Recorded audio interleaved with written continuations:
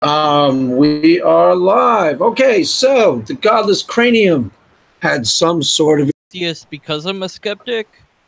I deconverted from Christianity some 6+ years ago, and yeah, so so he says. So he says, people. We'll find out as we grill him today whether in fact that's true or not. Well, you could be skeptical of my statement because I don't know if I have a way to show that that's true in any meaningful sense. I'm actually So, skeptical of the fact of, do you know the Godless Cranium? Have you ever seen him physically in person? Because I am skeptical that he actually exists as a human being. I think it's an avatar that's being used by probably Kyle or one of these other atheists. I don't know why they're doing it, but I've never seen the guy in person. well, you can certainly have that belief if you want. You're welcome to it. Evidence for Mr. Deconverted, man. Plenty of evidence. I've never seen him outside of his avatar, so I don't believe he actually exists. Well, somebody exists to produce the voice, unless you believe it's an artificial intelligence or something. This thing could go deep. This could go deep. I mean, what would be the goal of the atheist producing a fake human being? Who knows? What's their end game? What are they trying to accomplish? Well, you'd have to have a conspiracy belief to think that that's the case, but I'm just saying that, you know, we have reasonable doubts on things, and then there's unreasonable doubts, and where that line is drawn and when isn't always clear. But we have a thing called the social contract where we grant innocence until guilt is proven. So if I say I ate dinner last night, you probably don't really doubt that unless you reveal later that I'm prone to lying. But if I said I had dinner with the President of the United States last night, you might want some evidence, no matter how close of a friend you might be to me or how close you trust me, because it's a rather extraordinary claim to make. And so asking for evidence wouldn't be unreasonable. Very true. I take it you're not a big fan of conspiracy theories. Absolutely not. The simplest explanation is usually the correct one. Not always, of course. You have to be careful with that Occam razor there, because it doesn't tell you what's true. It just eliminates the possibilities to the simplest possible answer. So in order to believe a conspiracy theory, you also have to believe a number of things, and the number of things you must believe accelerates in that to make that conspiracy theory hold to be even possibly true in your mind. Right. I actually had this conversation with SJ on my first official broadcast. You know SJ, right? Christian Apologist. Yes. She was on your show once, or yes? I talked to her, yes, and now I'm going to be doing my Pulverizing Piper series on her videos, blogs, or Twitter as I see fit. So that will be a thing. Pulverizing Piper series. That sounds Pulverizing Piper's intense. Pillar. I like the alliteration of it, because I did harm for Matt Slick, but there was nothing I could really meow. Eat the cat. Oh my God. There wasn't very much I could do with ChristianApologetics.com, as you know, it was like, well, what do I do with this? So, you know, I investigated a bit into SJ and found that she has a book where the main character's name is Piper. So I thought, okay, I can do something with that. Oh, I see. So you could do. Oh, you mean couldn't do anything alliteration wise? Yeah. All right. So before we go into, let me just. Is there any, when we were talking about conspiracy theories with SJ? There's only one that I find plausible that has some sort of believability factor to it, and that's JFK. Now, I don't know exactly, but the idea that Oswald does strike me as rather less plausible is because there was just too many weird things that went down, like the shooting of. But other than that, once you get past that conspiracy theory, almost all the other ones are just too out there to be even plausible. You know, like I'm not even sure what's the World Trade Center conspiracy. I don't even know what the truthers is what it's usually right, but referred to. What are they saying? That George Bush orchestrated it depends on who so that ask. Dick Cheney could make money off of Enron? Not Enron. What was the company? Didn't he own like?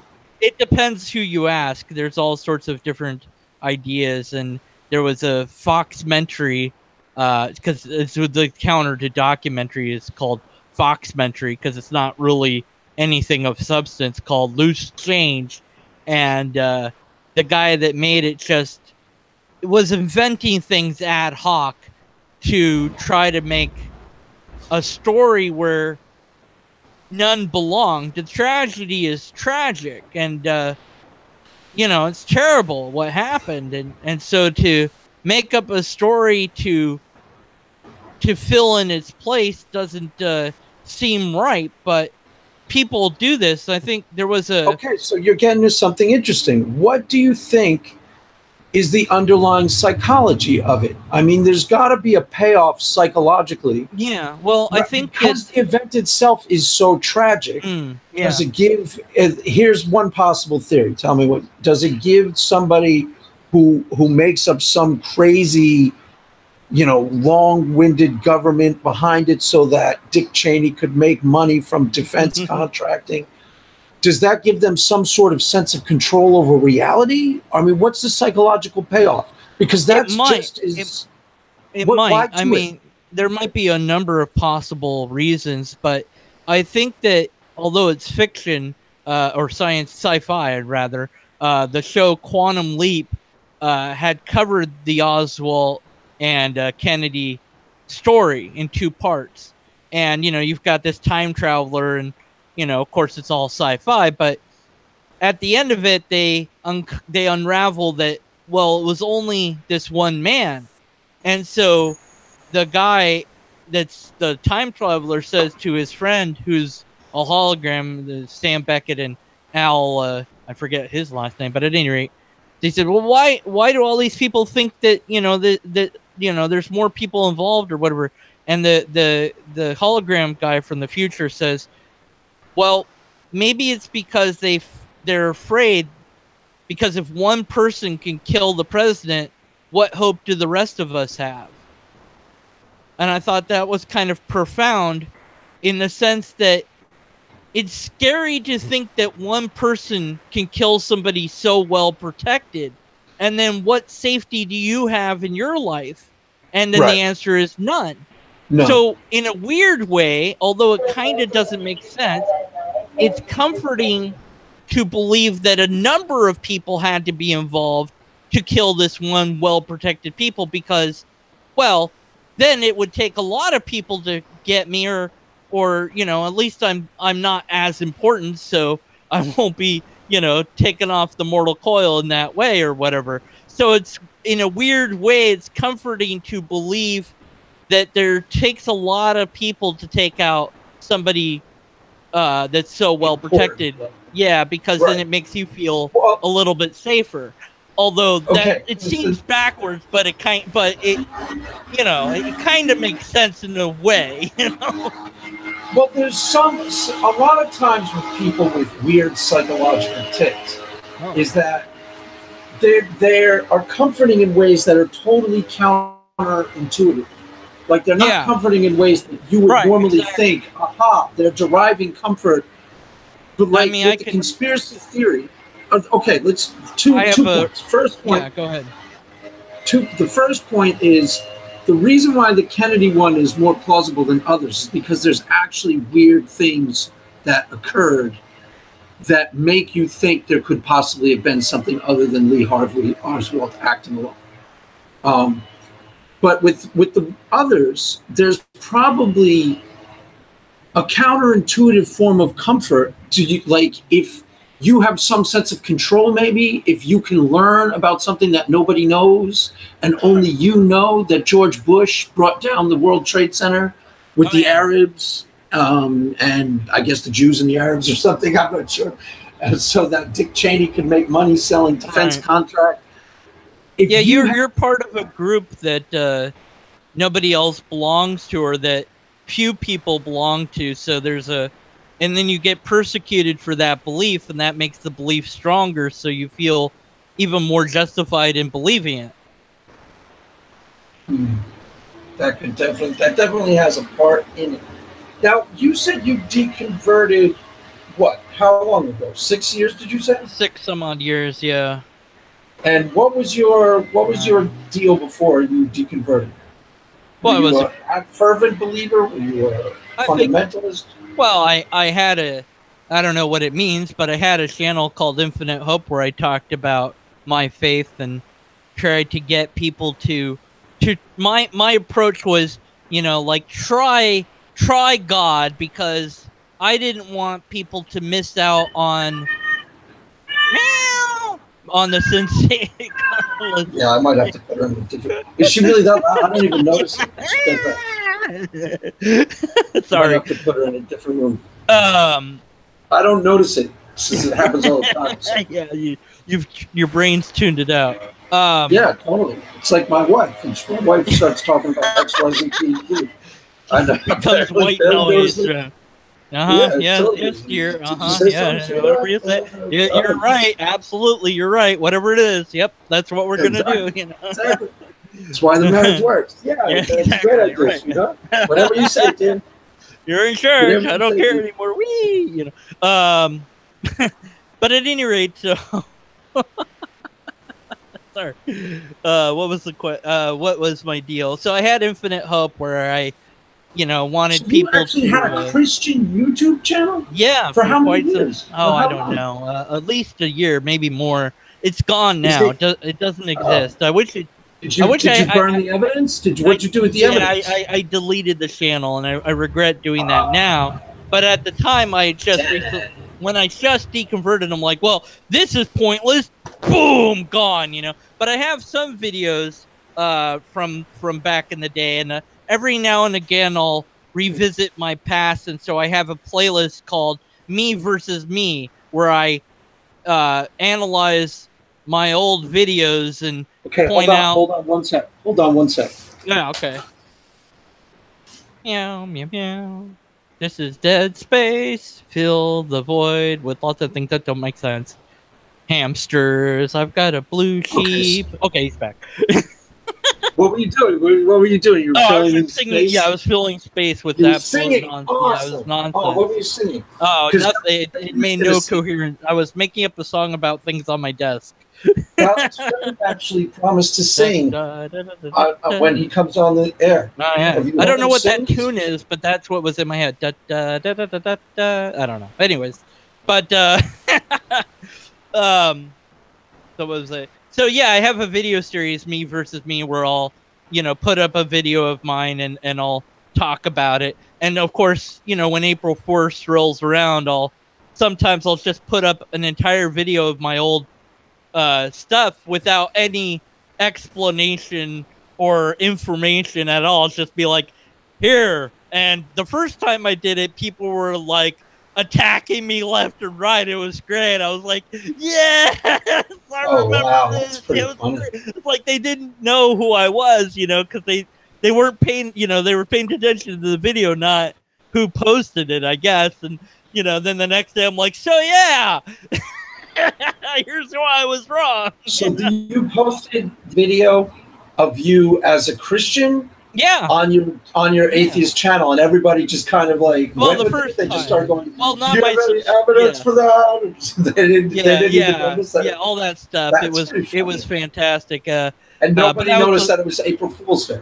I guess not. My subscribers did, but people that had never necessarily seen my channel, and probably were looking for something to, eat at with words, stumbled onto that video and went after it without, thinking too deeply or looking into it or anything or whatever, or maybe they thought I reconverted. Who knows? I don't know. But at any rate, it was amusing to me, and you know, it was only the first time. I think every time after that, people had, you know, caught on, of course, and you know, and you know, popularity wanes. So I don't know how many people really care about my stuff per se, but you know, I'm glad that people do, and it's more important to me that they look at the argument than me per se, because the argument matters more than the person in my view.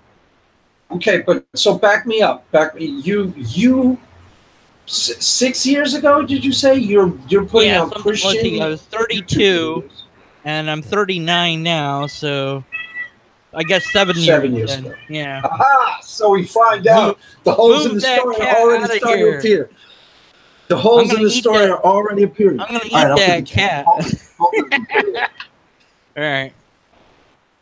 Okay. So, yeah. I wonder how much cats understand. Like, they're like, yeah, okay, whatever. All right, cat's coming.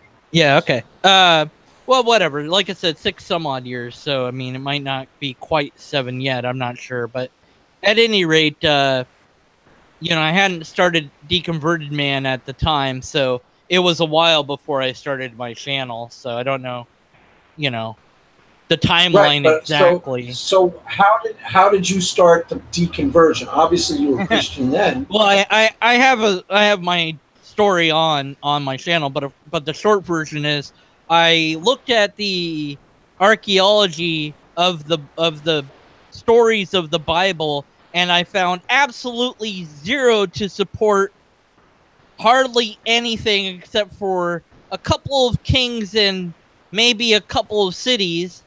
And then I found evidence of fraud, and then I found evidence against, and that was kind of a problem. And then when I looked at the history, I found that there wasn't hardly anything to support any of these stories, and that was a big problem. And then I thought, well, I have this thing called apologetics, that will work. And then I learned logic, and that killed that, so I had nothing left. Wait, so what happened the whole from 20 to whatever? What were you doing? You were just you were an active member of your faith, but you didn't question or you didn't think about it, or why did one day you turn around and all of a sudden the problems the problems of the Bible or whatever? Well, have you ever looked at the archaeology of the Bible?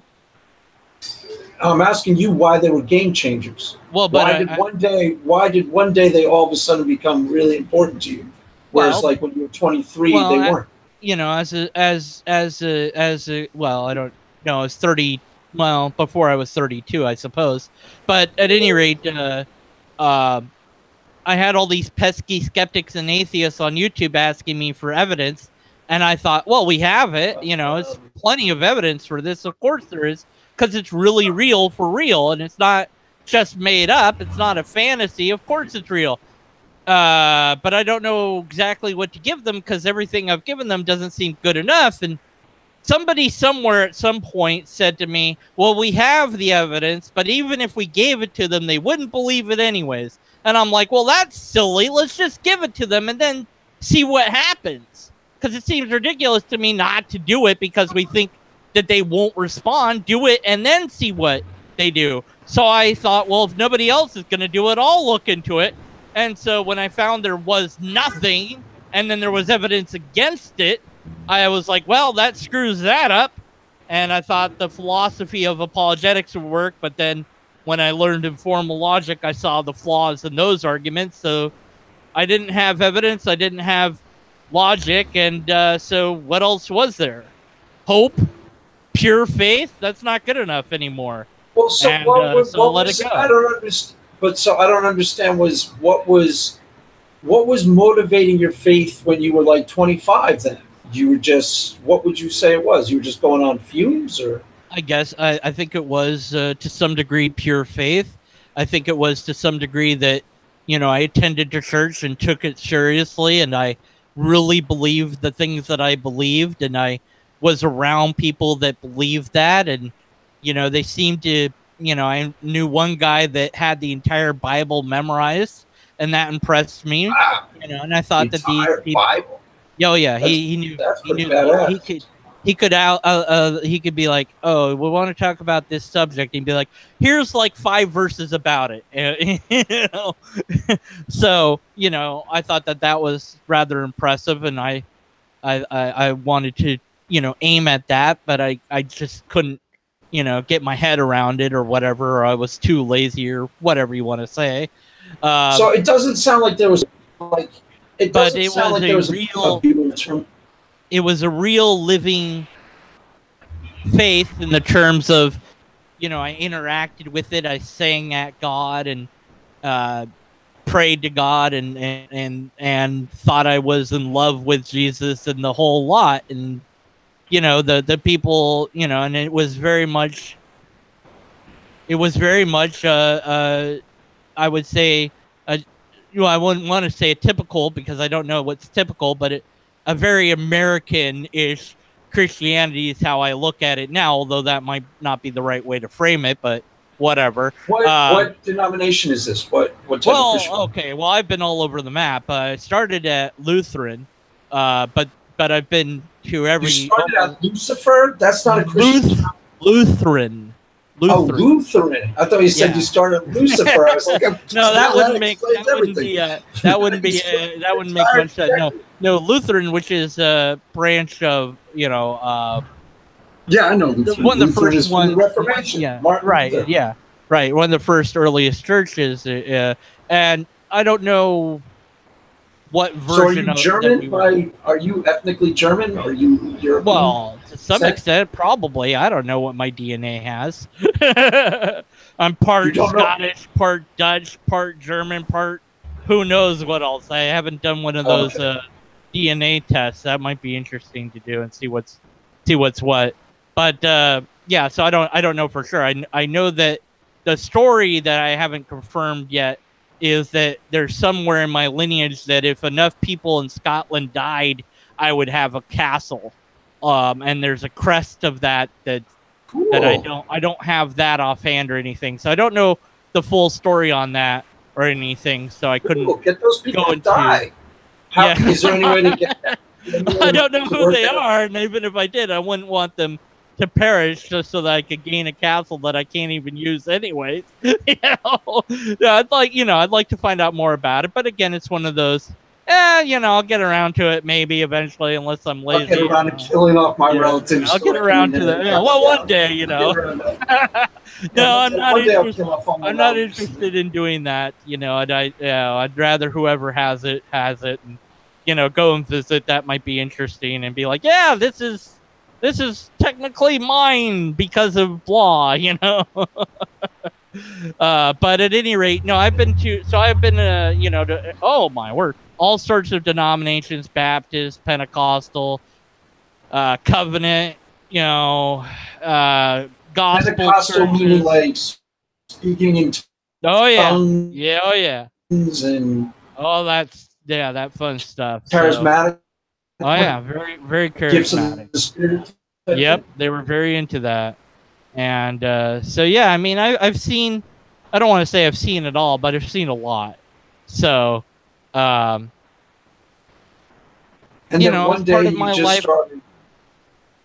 part of my life as a kid and as a teenager and as an adult. And, I took it very seriously, and I really, thought it was all real. And, well, I was wrong.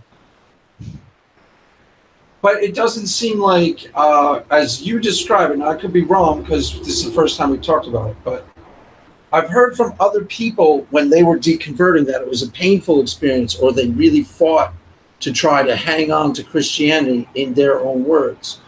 It doesn't seem like there was much of a struggle in you from how you've described it so far. There was any sort of emotional... Oh, yeah, sure. It took me a year to really... go from Christian to not, because I took that long to research this stuff, first of all, and I probably could have spent longer on it or shorter, who knows, but that's how long it took me to really begin to face the possibility that this is just another religion like all the other ones, that it's just as made up, because that's what we were told. He was like, oh yeah, all the other religions, they're all made up by humans. They're not the real one. We're the real ones. Like, okay, yeah, sure, screw them. Yeah, we're cool. They're not, whatever. And you don't, I don't know if you don't think about it or don't question it, because some people obviously do, but it's just you're there for the ride, and when everyone else seems to be agreeing with what you think is true, it's easy to believe that it is. So, but yeah, I mean, it was a year-long, some odd process, and towards the end, it was somewhat emotionally jarring and difficult. But I think that's it's like, well, what else do you expect to feel when you realize that something that you've held true from the age of 8 to 32 is not true? That's pretty devastating. So it's not surprising that, it has some emotion, but the emotions aren't why I left. The emotions are a consequence of leaving. And then they went away after a while, and I'm very happy with skepticism, because I have science, and I know that science is really real, and I can know certain things about the world for sure, and I don't have to pretend to know, and I can know that there's mysteries and be in love with the mysteries, and I find that fascinating. And I still find religion interesting at some level, and I enjoy very much logic. So there you go. You just jumped right in. You're like, what? We're talking about, you're 32 years old, right? And Christian YouTube channel. And then you guess questioning your faith and reading up on it, and then you just go, I'm an atheist now, and you just jump right into making atheist channel? Is No, this really how it went down? it was some time between that, and I don't know the timeline. Like I said, I don't have it written down, so anything I said would be based purely off of memory and speculation. Because I don't know when I terminated Infinite Hope, and I don't know how long it was between that and Deconverted Man starting, but I know there was a while between the two. So And why did you start? Why did you go like, now I gotta be, because what? you're kind of an atheist evangelist, correct? Yeah, well, yeah. Huh? You're. What was that? Oh, you Oh, talked. then yeah, Yes. my brother was saying at least a year. I'm like, yeah, well, something like that. Right, but you're kind of like your brother. Is your brother a Christian? Yes. And is he cool with you being atheist? Are they? Is your Absolutely. family cool with it? Really? Yeah. Okay. So you're kind of an atheist evangelist, right? I mean, you're not. You're Well, not neutral. I'm a skeptic first, and the byproduct of being a skeptic is that I'm an atheist. And I chose the title and mantle of skeptic for a very specific reason. And the philosophy of skepticism really appeals to me, and because it cuts to the quick, it gets rid of all the fluff and you know absurdity, and it just says, as Bernard What's the Russell put fluff? it, Wait, what's the fluff and absurdity of well, it on your depends what end? you're looking On at. your squad? Are you talking about? No, it depends what you're looking at. I mean, but it cuts to the quick. What is the truth? What are the facts, and what is it that the facts bear out to be the truth? Not what people think or believe or feel, but what is real. Well, what can we know, and what can we know to degree of what certainty can we know it? And as close as we can come to that, that's where I want to be. Okay. So you think skeptic encapsulates To what? that that's what skeptic means to you. That's Well, encapsulates that sort of definition of. it means to doubt, but it also means to investigate. That's kind of.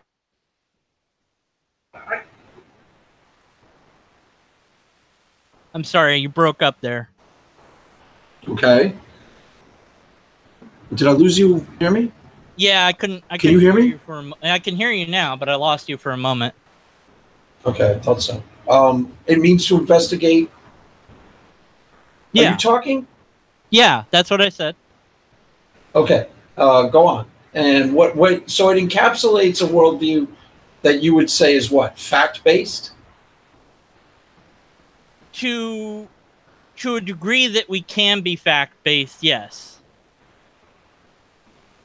because you say, well, here's a situation, and I wonder if it's true or not, and can I find out if it is, and do I even need to bother to find out if it's true or not? And so there's a filtering mechanism that I use of logic to determine whether or not it's even worth my time to look into the matter in the first place. Because if somebody gives a bad argument, well, and I don't have to look into that idea because their argument sucked. Now, maybe it's true, but their argument sucked. So I don't really have a motive to spend my time and energy looking into it. Now, maybe I do out of curiosity. That's possible. But I don't have a compelling logical reason to do that. So you simply, you doubt things, and depending on what the thing is, obviously, but you say, well, what's the proof of whatever, what do you got? What do you believe? Well, what do you got? I probably don't have any beliefs except for the ones I can't help but having, which are the a priori beliefs.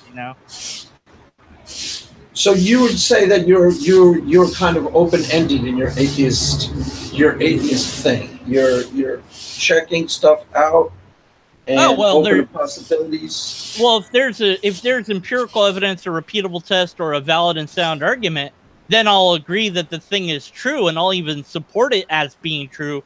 And hell, I'll even go to try to make the arguments better than they already are, because that's the right thing to do. And whatever my position is has to change according to the evidence that I am presented with, because to do otherwise is dishonest. Right. So I'm trying to place you in an atheist perspective. How do you consider yourself an anti-theist? And how do you view that word? That's a tricky one. This is where I'm trying to go with this because I'm Yeah, not because that one's because as you present yourself on YouTube, I'll just tell you what I see. okay. You're fairly similar to the other atheists that I read. You go on off of dates and things like that. So I'm trying to you consider your agenda. For example, I talked to one girl, what the hell is her name, who told me her thing was deconversions. That's her thing. She wants to actively go. That's why she goes on Twitter. She wants to deconvert people. So I'm not sure if you're aggressively evangelizing like that. Then you got people like GC, who I was going to ask him when he comes on the show. He labels himself an anti-theist. I don't know how he defines that yet. I was going to let him do it on the show. You don't seem to be that necessarily, right? No, not. I mean, it depends on the theism. Like, do you consider religion to have positive attributes, Christianity at all, or are you? It's really hard to answer with a hard yes or no, because religion can do something in that it can bind people together, and it can bind them to an idea. Now, binding yourself to an idea might be bad because you might not be able to question what you hold most dear. And so if you're in that position, it could be that somebody else that disagrees with that position challenges you. And instead of being able to work it out in negotiation, you say, I'm willing to die for this idea. And they're saying, well, I'm willing to kill you for this idea. And then, well, that leads to chaos. So that's not good. So we should always be willing and able to challenge every idea, especially the ones that we hold most dear. So even your own ideas about life, you should be able to be skeptical about, and you should welcome challenges. Absolutely. So that's your thing.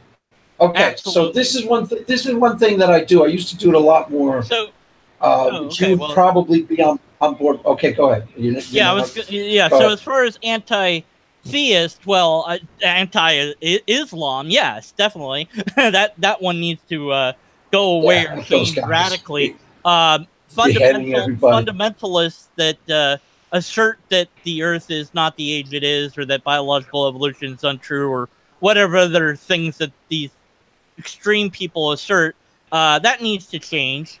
But I don't Right, like the Ken Hams and the Noah's Ark yeah, and all that, Christians. whatever that is out there. I mean, of course, there's the snake handlers, and perhaps they might want to rethink how they do that, and because it could be made a whole lot safer, you know.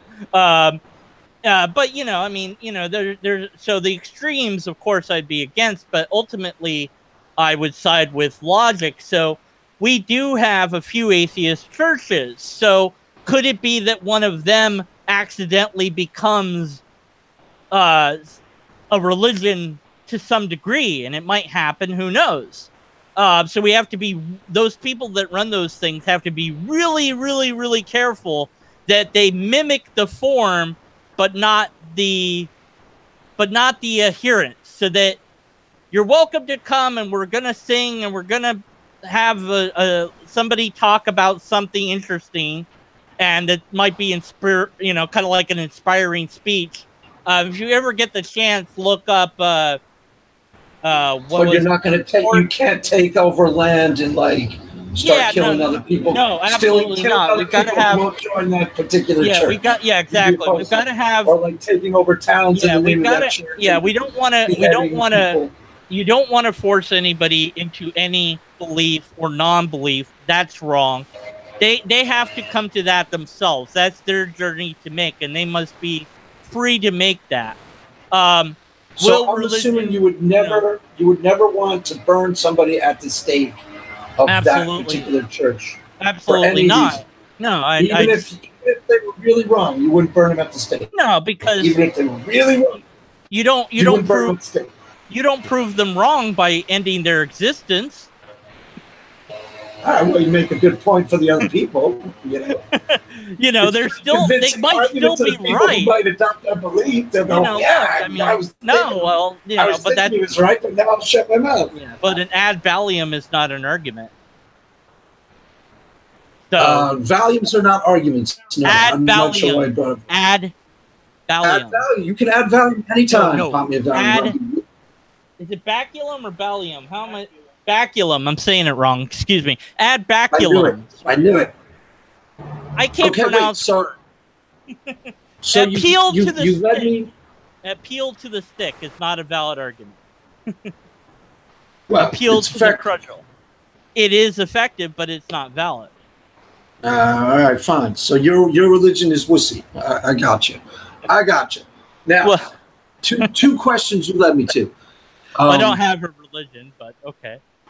Well, you just talked about one of the things that you brought up is there's I don't know if you were talking about Unitarians, but I think that's kind of similar to what you just talked about.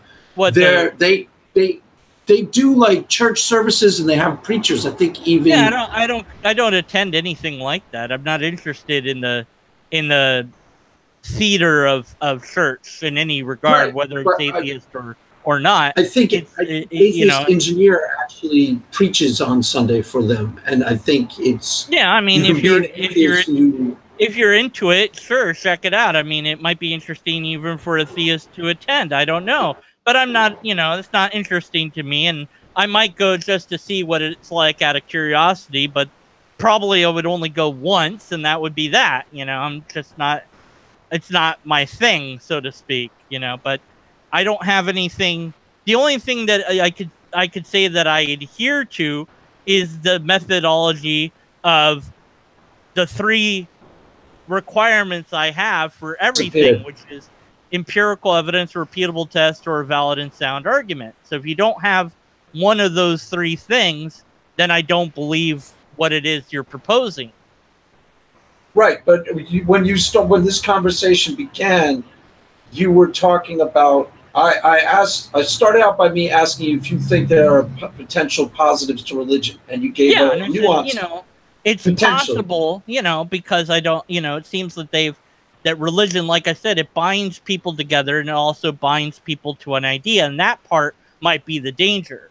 So if we can do the same thing where we bind people together, but we get rid of the bad parts, then we'll have something that works and that's good and useful. Whether or not we will do that or that endeavor succeeds is a whole nother matter. But it will happen over time, and we can't rush that process. I got you. So do you know who Friended Forever is? Yes, I'm aware of them. Have you checked out? There was one debate, not necessarily debate, but where Shannon was on his show and he was talking about I don't know. I kind of was hoping you would know it because it's hard to explain secondhand. I've heard people debate theism and anti-theism and all of that, and well, but his take on it was interesting because it's more. I don't necessarily want to paraphrase his take, but it's more from a scientific, empirical point of view, at least according to him. And it's more about that Christianity, how he would define it, produces memes in a group of individuals. And he defined it three ways: as to be merciful, to be humble, and focus on sanctity of marriage, like keeping your not cheating on your wife. That those are three things that Christianity produced through culture. Again, you'd have to read before we could even start discussing this. Right. I'd want you to check his version. Again, the question would be, can we duplicate that with something other than... That's exactly why I brought it up. That's exactly why I brought it up. I don't know. I don't know the answer. I think we could. It's hypothetically possible. Okay, so let me... But I don't know what that would be or how that would look or function or whatever. And that's not really...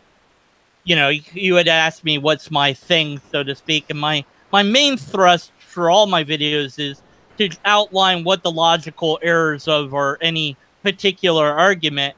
And of course, I talk on other subjects that I'm interested in or find myself in the middle of, regardless of whether I wanted to be in the middle of it or not. And, you know, I have to work out what I'm going to do about that. Which ones? Random topics? Or? Yeah, sometimes I find myself... Twitter?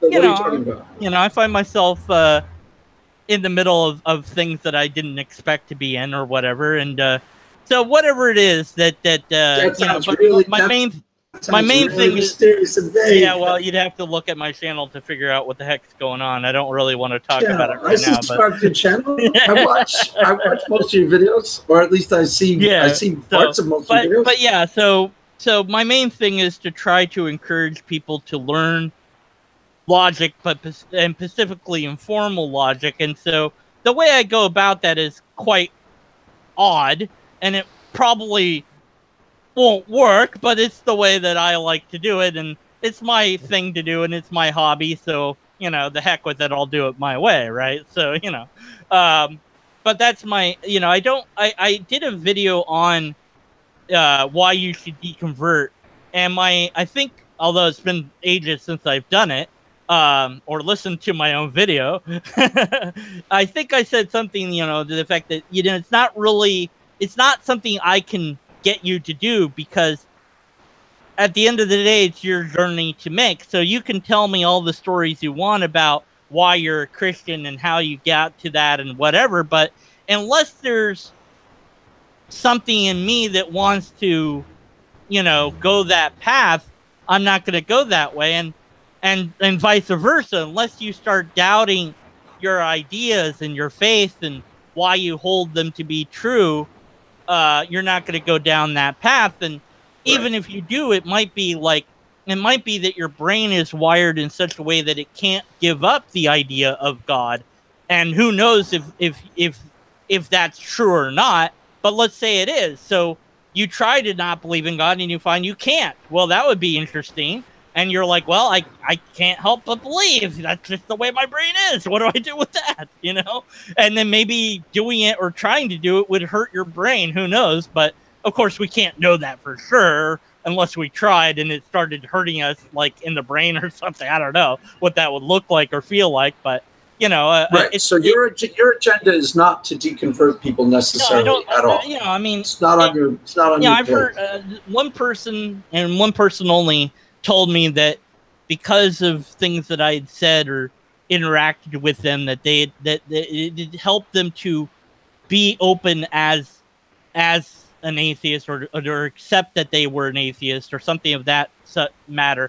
And I said to them, well, I thank you for the kind words, but you made that journey. I don't know that I helped you, but if you feel like I did, then I can't argue with that because, well, that's how you feel. And it's like, well, I can't argue with the feeling per se. So, right. Okay, thank you.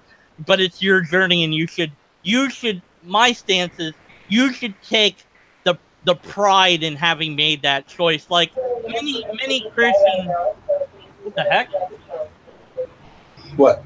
There was beep, some like, I don't know what the heck that was, like a truck calling a truck or something. That calling them what? I don't know. I thought I heard something on your side. Never mind, doesn't matter. Many Christians I've heard over time have said, oh, what was it I was trying to think of? Well, I don't know. It's gone now. Well, okay, but so you consider it. Let me just clarify this: if you believe in your atheism and you think it's better, right? If someone comes to you and says, "I'm now an atheist. I used to be a Christian," you go like, "Cool, that's so good." You think it's better that they become an atheist, right? You're not neutral on that. Or are you? I don't know. It's a good question, isn't it? It would depend on why they came to that conclusion.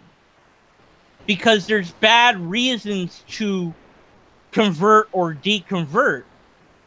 So if they did it just to fit in, or just for peer pressure, or just because Godless Cranium bullied them. Or whatever, maybe, and then there's Shannon bullies people. Yeah. Bullies people into atheism. There's things that they just want to fit in. There's things that are very difficult to argue against, like let's say, that the priest molested them as a kid, and that's why they left religion. Well, that's perfectly understandable. It's not. Yeah. In and of itself, it's not you. And they say, well, okay, you left religion, but do you still believe in God? And maybe they say, no, I don't, because a God that loved me wouldn't let that happen. So maybe that's why they don't believe in God. And now I would want them to develop a reason why they would, what is the argument against God or for God, and how to look at that and present it in a very good way, the best way possible, so that if they find themselves in a debate, that they can handle that debate in the best way that they can. But as far as them on a personal level, that story will never change. That will always be the reason why. And it's hard to argue against that as a good reason to leave. But in an intellectual sense, it'd be nice if people went to justifiable risk. Yeah, I mean, it'd be nice if people chose things because it was logical, but we often don't. We often choose things because we feel a certain way. So, at the end of the day, the Christian might say, it doesn't matter how you came to Christ as long as you're part of us. And the atheist might say a similar thing. But I would say, let's But you would beg to differ. You would want it to be because it was true. Let's try it. Yeah, let's try a little bit harder. And maybe that was the initial reason. Whatever. Okay, fine. But let's develop a better intellectual idea than what we started with. Because maybe you became a Christian because, well, that was just what you were raised as and what you believed, and you never looked into it further, like I did. Or you looked into a little bit, but not a lot, not deeply, you didn't think about these things. And so maybe you should. If you think that the Bible is the most important book in the world, well, then shouldn't you try to memorize it? Maybe you fail, but okay, shouldn't you know its history and how it came to be the book that you're holding, who's published it, and you know, all these facts that you could find out about it. Wouldn't you want to know everything there is to know about it? And when the Christian says to me in response to that question, which I get far too often, is, well, it doesn't really matter because all you have to do is believe in Jesus. I go, well, you're a lazy Christian because you haven't looked into it. And maybe you are. I don't know. You know, it depends on the person you are. So maybe you haven't looked into it very deeply, and maybe you should. Right. Hold on one sec. I'll be back in 1 second. All right. 1,000. 2,000. More than 1 second. What can we talk about while he's gone? I don't know. What do I got? I got a red cup on my desk, and it's plastic. Plastic doesn't like biodegrade, I don't think at all. Like, I don't think it ever like goes away. Like, in trillions of years from now, there will be plastic. That will be all that's left. Like, the world will end because the sun boils it up, and well, I guess it would boil up the plastic. But it'd be funny to be like, oh, there's still plastic, and that's all that's left of the world. It's just a big giant thing of plastic. That would really annoy some environmental aliens. Oh, I'm just talking about nothing again. When I go away, you just rant on air. That's pretty good. I just fill you'll listen to it later, and you'll see that I filled the void with absolute nonsense. Yeah, but that's good that you can do spontaneous nonsense like that. Yeah, you know, that's. Well, we have to have a humor. Well, I don't know. We have to have a humor, but it's you know, I don't know that my humor's humorous. It's humorous to me, perhaps, but you know. Anyway, so yeah, I gotta start wrapping it up though. Yeah, wrap it up. Let's wrap it up. So. I thought this went really well. Next, I'll have you back on air, and maybe we'll go deeper. Yeah, think about. I'd like to challenge your stances and beliefs and why you believe what you believe and all that. But I don't mind being grilled or whatever this is. I don't even know, but it is what it is, and it was good exchange of ideas on my side, and you gave me questions that hopefully I answered to somebody's satisfaction. Yeah, well, I don't really know you that well, so I was trying to get a sense of, you know, what you do, why you do it, how you came to the conclusions that you came to, and you know, I'll definitely have you. Well, I'll definitely have you back on, and if there's something you want to go deeper in, let me know ahead of time, and we can do, you know, we can have a focus. You should, just for your own curiosity, check out. Well, you know, maybe we won't worry about it. Never mind. Go wrap it up. I've got a lot on my plate to look at already. So. Yeah, well, yeah, that's fine. That's why it just occurred to me. You're doing your thing. I always watch at least part of most of your videos, so I'll keep my eye on stuff that you talk about. Cool. Yeah, you might want to look at the Me versus Me series. That might be interesting to you. Okay, yeah, let me write that down. Actually, I will check that out because originally this was going to be you were going to be the Godless Cranium, and well, I don't know how to be that person. So, well, you did a passable job. You know, people aren't going to be. Hey, was that Godless Cranium? No. I you know, well, I show my face occasionally, so I'm definitely more than an avatar. I think he may be a myth. I think he may be some sort of. It's like maybe it's a bunch of different atheists use that voice and that because they think it's cool or something. I don't know. I'm not sure exactly. Sounds like the beginning of a conspiracy theory. Well, you know, they're cooking up something. They're cooking up something. Maybe you have a multiple personality, and when you think you're asleep, you're actually awake, and you're Godless Cranium, and you don't even know it. That's a weird one to think about. I'm the Godless Cranium. It's like Fight Club. Godless Cranium he's like an extension to me and to a real person. I think I'm watching videos that actually exist, and it's actually me, been me the whole time. Man. Wow, there you go. It's a really your mind up. To think about, but there's your conspiracy. That's there you really go. Spooky thought. Godless Cranium is me. He's my atheist. I'm not. That could because he's not.